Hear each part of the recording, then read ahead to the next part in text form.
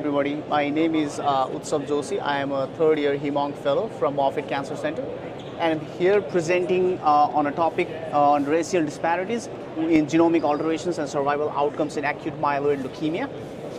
So this is going to be a very important topic, especially in terms of disparities in myeloid leukemia, especially because of the fact that, in most of the clinical trials, there's not a very adequate representation of the unrepresented minority, mostly the black population and the Hispanics. So it's a very important topic to look into those particular groups. So what we are doing here in this poster is looking at these three different cohorts, the Caucasian, the African American, and the Hispanic cohort. Just looking at all different variables across the spectrum, along with the survival outcomes and the difference in the mutation pattern in these three different groups.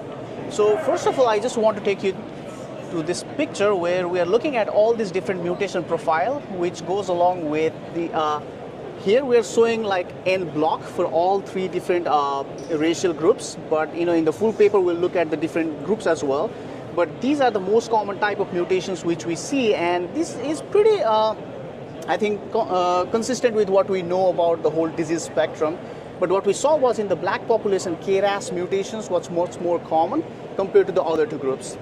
Now, jumping over to the survival outcomes, the interesting fact we found was, the Hispanic population did much better compared to the black population here, but there was not a significant difference between the white cohort and the black cohort, which is, to be honest, very different from the usual literature that we see, where the whites do a lot better than the blacks.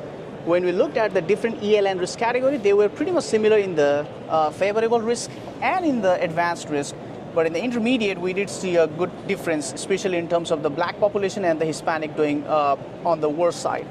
And when we look at the treatment intensity, again, interesting fact, here the black population did much worse compared to the Hispanic population. Whereas if you look on the other side, which is a lower intensity group, the Hispanics actually did much worse than the other two cohorts.